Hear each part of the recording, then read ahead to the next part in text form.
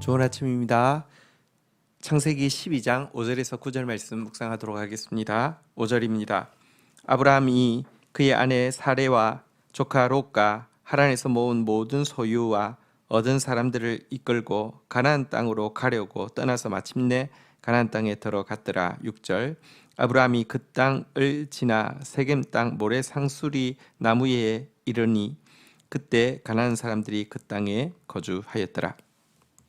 자, 아브라함은 드디어 하란을 떠났습니다. 모든 재산을 처분해서 이제 하나님께서 지시할 땅으로 출발했습니다. 그리하여 가나안 땅 이제 북단에 진입하게 되었습니다. 또 그것을 통과해서 세겜까지 내려왔는데요. 세겜은 위치가 가나안 땅 한 정중앙 정도 되는 위치입니다. 그런데 사실 이제 뒤에서 하나님께서 이 땅이 그 땅이다라고 이야기를 하실 터인데요.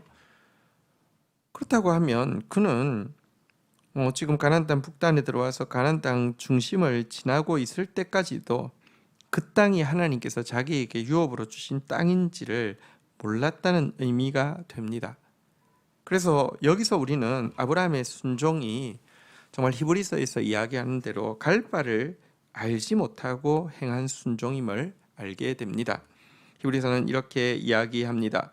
믿음으로 아브라함은 부르심을 받을 때에 순종하여 장래의 유업으로 받을 땅에 나아갈새 갈 바를 알지 못하고 나아갔으며,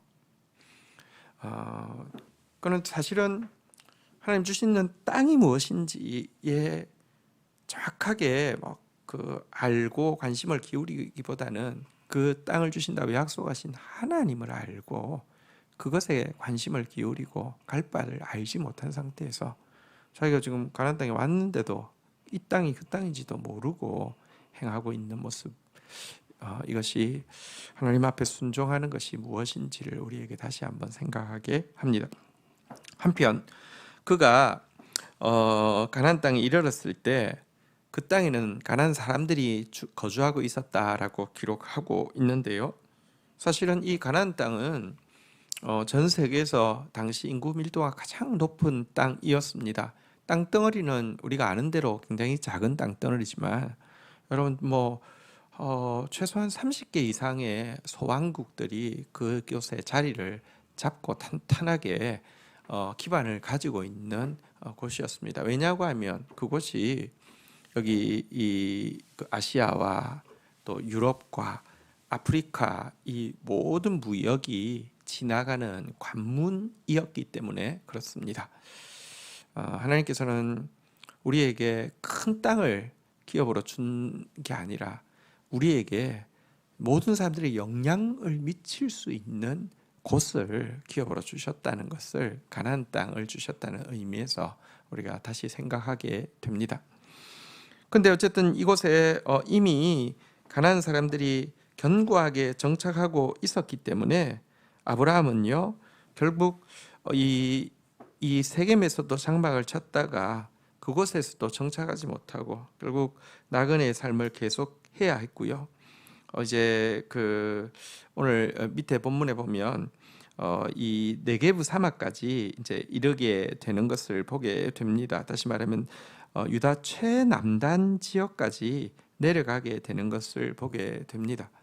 약속의 땅에 왔는데 만사 형통한 것이 아니라 참 척박했음을 알게 됩니다.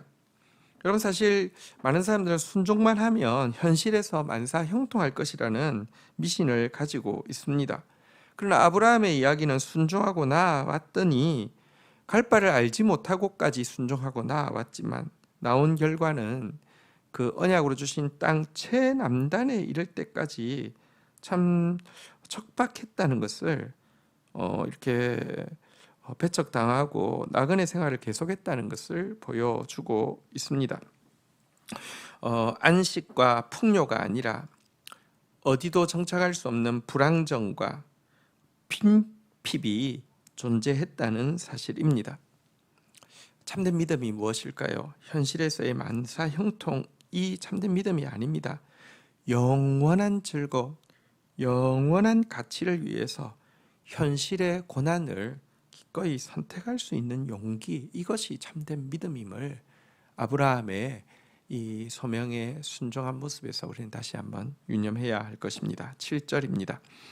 여호와께서 아브라함에게 나타나 이르시되 내가 이 땅을 내 자손에게 주리라 하신지라. 자기에게 나타나신 여호와께 그가 그곳에서 제단을 쌓고 8절 거기서 베델 동쪽 산으로 옮겨 장막을 치니 서쪽은 베델이요 동쪽은 아이라. 그가 그곳에서 여호와께 제단을 쌓고 여호와의 이름을 부르더니 9절 점점 남방으로 옮겨 갔더라. 자, 하나님께서 이 세겜에서 이곳이 너와 내 자손에게 줄 땅이다라고 말씀해 주셨습니다. 그러자 그는 바로 그곳에서 제단을 쌓았습니다. 그런데 여기서 제단을 쌓았다는 것은요, 이 하나님께 희생 제사를 드렸다는 뜻이고요. 또 이제 그 8절에도 보면 그곳에서 여호와께 제단을 쌓고 여호와의 이름을 불렀다 이런 표현이 나오는데요. 여호와의 이름을 불렀다는 것은 이제 찬송과 기도가 있는 공예배를 드렸다라는 뜻입니다. 가족과 그 자녀들 또 자기 기업에 속한 모든 자들과 함께 공예배를 드렸다는 뜻입니다. 아브라함은 하나님께서 이 땅이 너희 땅이다라고 이야기할 때 그곳에서 제단을 쌓고 희생 제사를 드리고 공예배를 드렸고요. 그러나 아까도 말씀드렸지만 그곳에 정착하게 되어서 잘 먹고 잘 살았다는 것이 아닙니다. 또 옮겨가게 되었고요. 나중에는 남방으로까지 옮겨가게 되었습니다. 하지만 그는 가는 곳마다 제단을 쌓는 것과 여호와의 이름을 부르고 공예배를 드리는 것을 그치지 않았다라고 이야기하고 있습니다. 그는 사실은 잠시가 아니라 일평생 동안 이와 같은 삶을 살았습니다. 이 땅에 살 때 발붙일 만큼의 유업도 얻지 못했고 정처 없이 유리하는 삶을 계속 살아야 했습니다. 성경 사도행전에 보면 이렇게 이야기합니다. 그러나 여기서 발붙일 만한 땅도 유업으로 주지 아니하시고 다만 이 땅을 아직 자식도 없는 그와 그의 후손에게 소유로 주신다고 약속하셨으며, 약속은 분명하지만 일평생 그럼 자기 발 디딜 만한 땅도 소유하지 못했습니다. 하지만 아브라함은요 동요하지 않았고 하나님께 예배드리는 것과 하나님 앞에서 제사 드리는 일을 계속 했었습니다. 이와 같은 아브라함의 예배의 모습은 그가 약속으로 받은 기업을 믿음으로 이미 미리 취하는 것이고 감사로 그것에 대해서 도장을 찍는 행위였습니다. 너무 눈앞의 것을 보고 하나님 약속을 지켰다 안 지켰다 이렇게 생각하고 하나님 신실하시다, 하나님 뭐 말씀 소용없다 이렇게 생각하는 우리에게 아브라함의 신앙의 모습은 참 많은 것을 도전합니다.